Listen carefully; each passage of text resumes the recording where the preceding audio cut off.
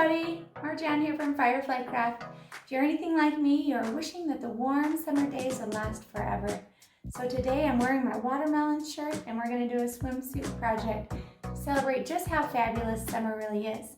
The decal on this project is a one color, regular white heat transfer vinyl. Because the fabric of the swimsuit, we're going to use only a 7-second press. We'll stay at the 300 degrees that we normally use. Because of the straps and the seams and the cups of this swimming suit, we're going to thread it onto a Teflon pillow before we actually press it.